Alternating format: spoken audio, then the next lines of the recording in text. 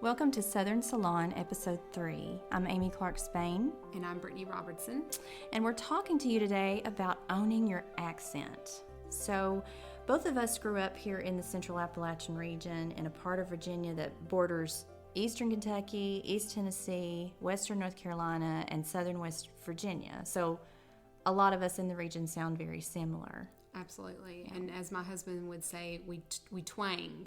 Yeah. Our accent twangs. And if you have followed me on Instagram or Amy and you've heard us talk, you've probably heard, if you're not from this region, you've probably heard what we're describing as the twang, which we'll talk about in a few minutes. Yeah.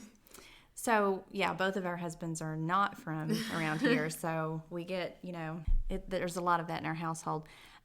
What's unfortunate, though, as much as we love where we're from, it's that over time, movies and television shows, especially in movies and television shows, the way that we talk has been ridiculed. Mm-hmm. It's always the butt of jokes. I mean, you think of the Beverly Hillbillies, for example, but I was watching a sitcom just last night, and one of the characters made fun of another character using an exaggerated accent that sounded like us, and the indication was they were making a point, right, that he was a backward hillbilly, and it still happens. So it's still something that's prevalent today, and I think that's what makes a lot of people self-conscious about the way that they sound. And if I'm admitting it, I've been self-conscious at times as well. Absolutely. And the funny thing about that is, I think about like when I was in college and went outside of the Southwest Virginia region for the first time, and I lived in a bubble for a lot of my life, and so, me traveling outside of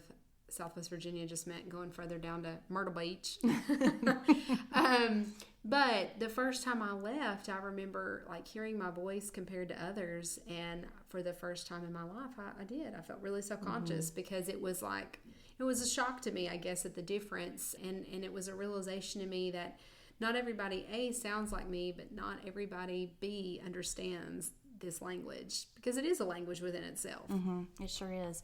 So we want to talk about why people shouldn't be ashamed of the way that they speak, and why we still own it. And this topic is important for me because it's part of what I teach in Appalachian Studies, and because it is part of who I am. It's important for you because... Right, because of the same thing. And, I teach, in many of my classes, I teach skills for my students to take with them to apply for jobs. So I teach some career training things, and we talk a lot about, my students are going outside of this region to apply for jobs, and a lot of them are local, and we talk about, the importance of your voice and maintaining that when you leave. So it's important, but it's also important to understand, how to, well, I don't want to give it away, but how to code switch and how to,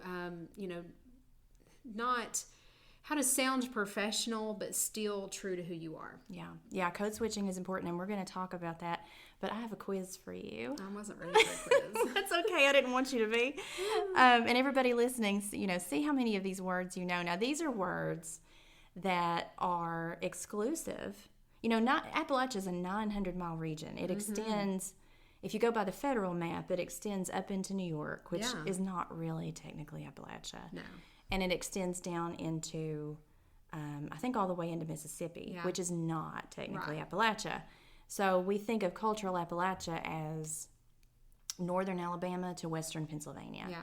But here in the central part, we have words that are pretty much exclusive to us because of the Scots-Irish.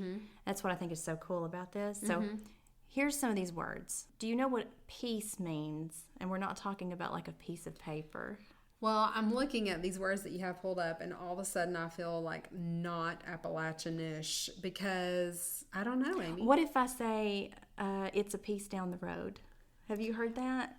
I have, but very few times. My word is a right smart bit. A right smart bit. Well, that's another way of saying it. That's right. It's a right smart bit down the road. Right smart. I remember I would ask my grandmother if she had many visitors in a day, and she would say right smart. A right smart bunch of them. So it's the same thing. It's a measure of something. It is. And the funny thing about that, I always share this example with my classes. When Ben and I were married, my granddad, we work on a cattle farm. My granddad said, "Hey, I need you, Ben, to get up in the truck and back up the truck and the trailer." And Ben said, "How much?"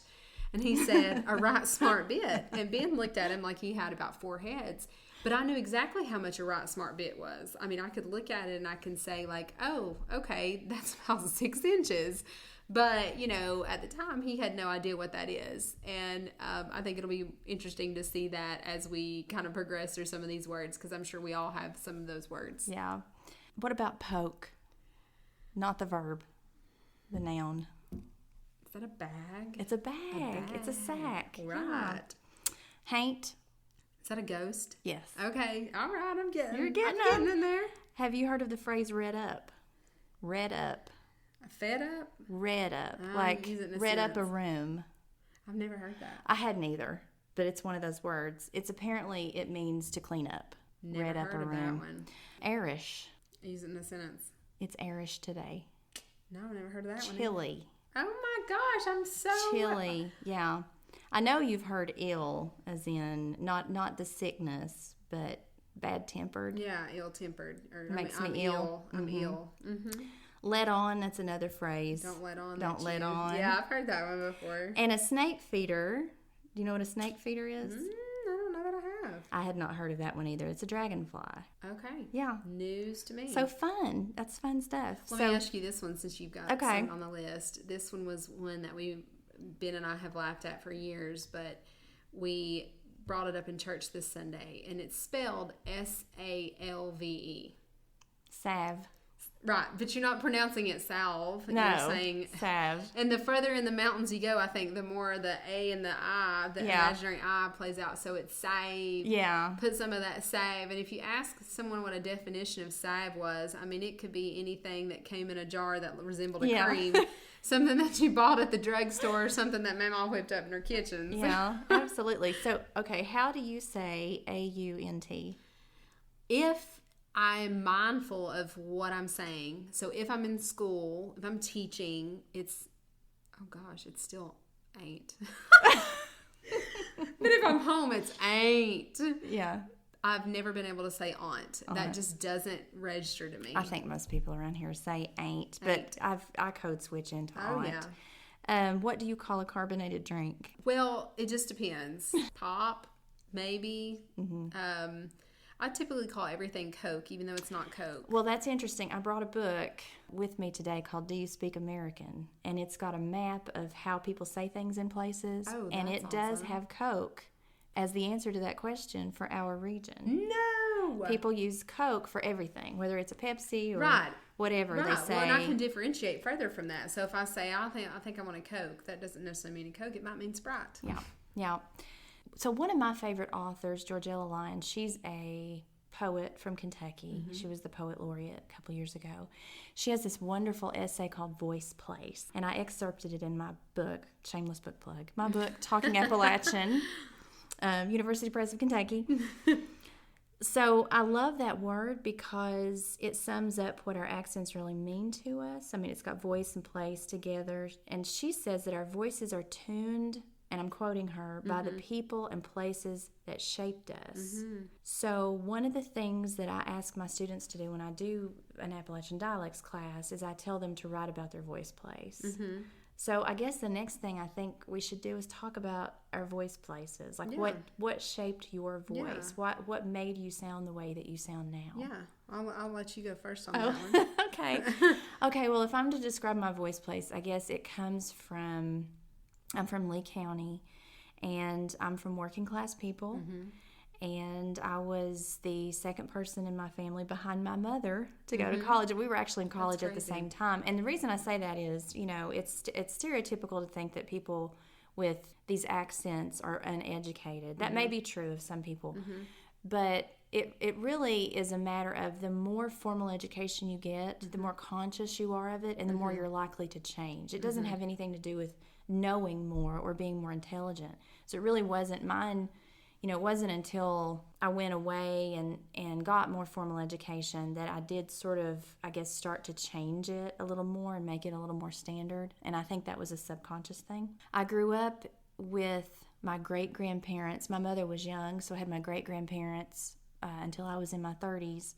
And so I had my great-grandparents, my grandparents, and my parents. So I had this village of people, and we all sounded alike. And I mean, this is front porch storytelling. You go to church, your preacher sounds like that. You know, we all had this very distinctive way of speaking. So I guess when I think about my voice place, it's people, it's traditions and holidays and all of the things that we talked about. You know, my grandmother had a way of saying things like she would call a quilt a counterpin. Never heard that. And she would call a wardrobe, you know, where you hang your clothes, a chifforobe. So she had these words, and when she would talk about a dream that she had, for example, she wouldn't say, in the dream I began to do this. She would say, I commenced to do this. And just all those phrases that, and I've written about that, I've preserved it because I don't ever want to forget the way that she sounded. And because I know that, you know, my mother's generation sounds a little bit different, and my generation and my children don't sound anything like me now. And so, you know, that's my voice place. Yeah, and that, you know, I think mine ties in really similarly to that in terms of, you know, my family. I'm a second generation college student. My dad was right before me, and a lot of my family, I'm in the same boat as Amy. You know, I still have living grandparents, and grew up around some of my great-grandparents. And, you know, most of them graduated high school, but, you know, it's that they're in their 70s, 80s now. It's that generation of, like you said, an entirely different language. You know, when we laugh about it, you know, most of them have been, actually all of them have lived in the same holler for the last, you know, 60, 70 years. And so there's really another language that's spoken in that holler, one that I have adapted myself. And, you know, we laugh about it now, but I'm like you, I'm kind of trying to take picture memories and of what it sounds like. My granddad dips skull, and the running joke in our family is if you go talk to him, if you're riding in the truck with him, you can look at the windshield, it's covered in skull as he's trying to talk, and he's spitting out all his skull as he's talking, and the words that he says you can about half make out. But, you know, that's definitely been a huge part of, you know, of my voice is really the people that I've been around, because I have been surrounded by my family for many years, and I feel like it's really a traditional.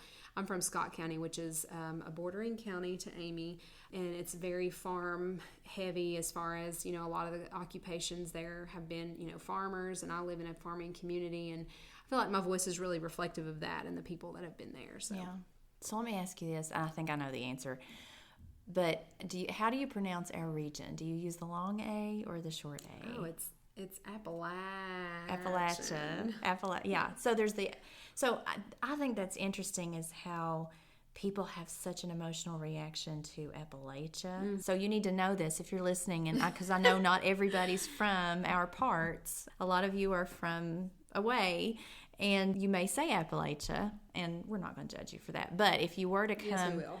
If you were to come here and say that to someone who's native to the region, you would probably get a look. Yeah, because people have a strong reaction, and I want to know why, but I'm not sure why. I think it's I don't know why either, but I think it sends that red flag up, like you're not from here. Like if you call it Appalachia, right, you're an outsider. You're an outsider. You're not from here if you pronounce it that way. But it's a strong reaction, and I know when I go places, I've done that before too. When we went to New England a couple of years ago, we went to Concord. How would you say that? Concord. Yeah, it's not I walked around saying Concord until somebody said, it's Concord. It's not Concord. And I thought, well, how would I know that? You know, Vegas. It's not Las Vegas. Right. It's Vegas. So, yeah, every place I think has that. Right.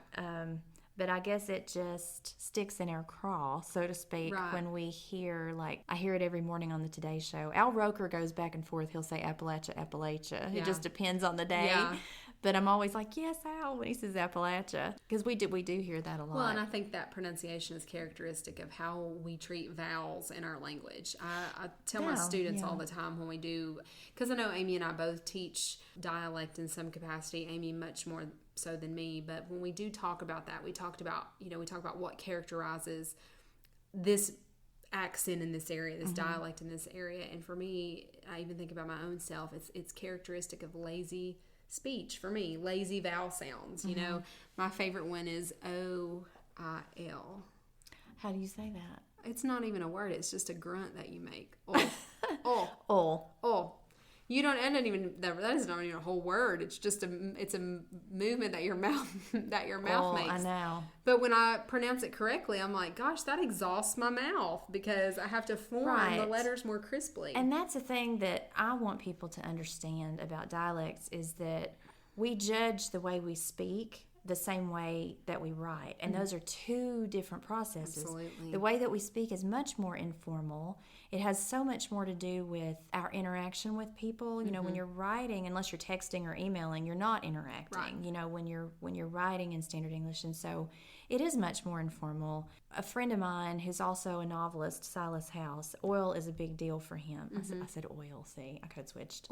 Oil is a big deal for him because he wrote an essay for my book about that word. It's so funny you brought that up because a substitute teacher mocked him in front of a class in his childhood for saying oil. And he never got over it. And then when it came time to audio record one of his novels, he was up in Michigan and he was doing the audio recording, and whoever was directing it or producing it said he wanted him to pronounce OIL a different way because he didn't think people listening to that would understand what he was saying.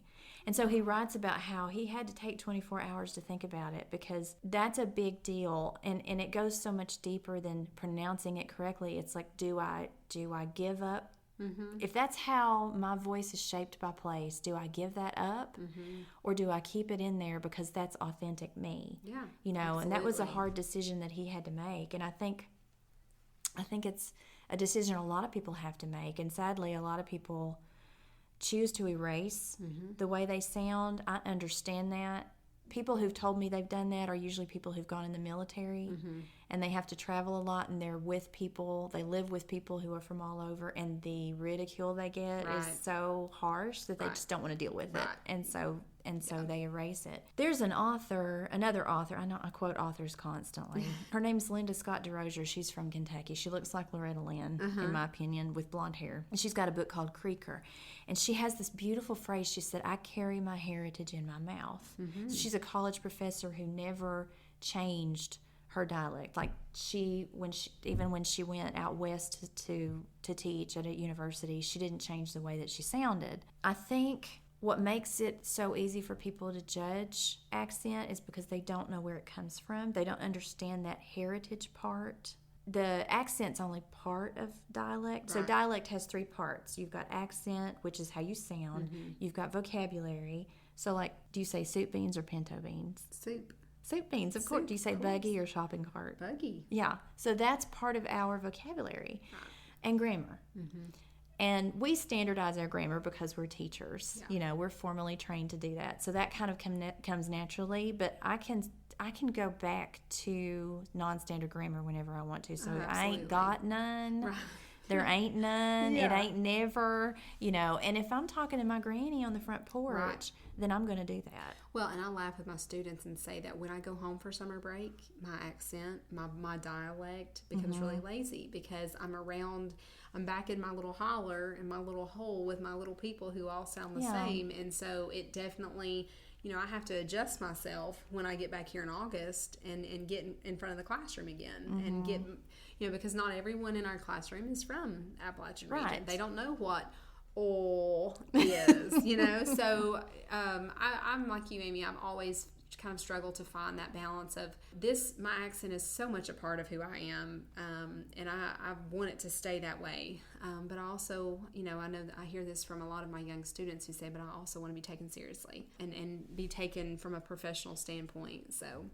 And I wouldn't say it's lazy. I'd say you're relaxed. Maybe that's it. You know, I try to tell people it's like coming home and putting on that comfortable pair of shoes. Yeah. You know, there are some words that when you say them and it's not the way that you grew up saying them, it's just hard. Yeah. It's not a comfortable thing that you're in your mouth. It takes more work. I guess. Oh yeah, it does. It requires more muscles in your mouth. Like the OIL. Yeah. What have your assumptions always been about the way that you speak? You know, I was about why you speak the way you do. I was cheating ahead and reading something that you were talking about migration, and so my husband is from Atlantic Beach, North Carolina, which is the very tip part of the Outer Banks, and there's an island there. It's the very tip of the banks, and they call the area down south, and that's what my husband calls it. He calls it down south, and there's such an unbelievably unique voice down there. It's almost like British, but it's like Tangier Island on the Eastern Shore. Maybe, yeah, they have a very It's very distinct and very odd. And Ben was telling me the story about it, about maybe people that had migrated there, or maybe a ship had wrecked there, and all the people, got off the boat, and that's how they spoke, and things have never changed over the course of the years. And I think a lot about, who my ancestors were and where they came from and how that has probably impacted that. So in my mind, I think probably the migration, and I know that was something that you were going to mention and talk about. So I'm going to open that back up to you. Well, I'm just always curious about what people know and what they still don't know. But yeah, migration patterns are a lot of it. Southern Englanders were the first. Well, natives were the first, but we don't have a lot of native words in our language left because people pretty much annihilated that. Southern Englanders, and then the Scots-Irish, and that was probably the biggest population that influenced the way that we sound. It's always important when I'm working with teachers to say that, because I think their assumption, and it would be if you're not formally trained in this, you would have this assumption, is that their students are just being lazy or being, I don't know, belligerent or copying somebody at home or something like that. But I think it's fascinating to think about, even with the invention of radio and the invention of television and the invention of the internet, these artifacts of language are still in our voices. I think that's so powerful and so interesting. And industry has a lot to do with it. A lot of the words in our vocabulary have to do with coal. If you were to go to Pittsburgh, you're still going to have a lot of vocabulary to do with the steel industry. And this is the thing about dialects that I find fascinating. You will hear things up in Pittsburgh, which is an Appalachian city, that you will hear here. Like the car needs washed. You'll hear that. All the way up there and all the way down here. So I think that's fascinating because it goes with people. It goes where people go. But over time, our social patterns change. And also we had the coal mines, and we had people coming in from all over. And so you had voices mingling and sharing and all of that. So that helped shape it. But over time, when people started to move into jobs working with the public, when public schools were built, I think people became more aware of quote-unquote proper English, correct English, standard, and this binary was created between good and bad. And the way we sound always falls on the bad side, unfortunately. So there really isn't a correct-incorrect binary, not technically. That's an attitude. It's more about our speech is a range from really informal to really... And I know you know this from teaching business and professional, but I think one of the most important reasons why we sound the way that we do is because people want to stay connected to place. People want to stay rooted to place. And so we do have to strike that balance. And I guess this is where I'm going to turn to you. Like, how do you tell students to strike that balance between staying rooted to who you are and then learning how to be clear and accurate in a professional situation?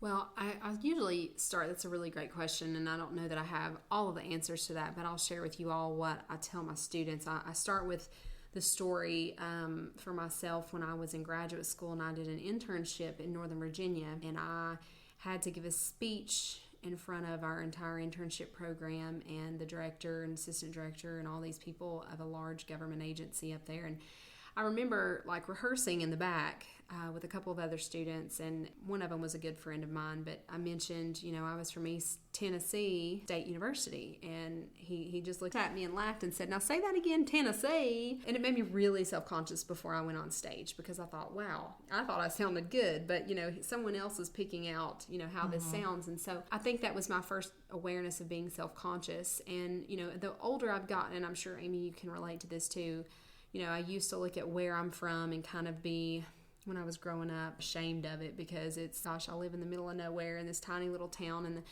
the Appalachian region. We have no stoplights in my hometown and 2 restaurants, and I used to kind of be ashamed of that. And I think the older I've gotten, the more pride I have in that, and the more I value it and love it. And so it's a piece of who I am, and I don't want to ever lose that, and I don't ever want to remove that from who I am. And I feel like part of the way that I'm still connected to that, even though I do still live there now, part of the way I'm able to share that and stay connected with that is my voice, because my voice is very much part of that area, and the area is a part of my voice.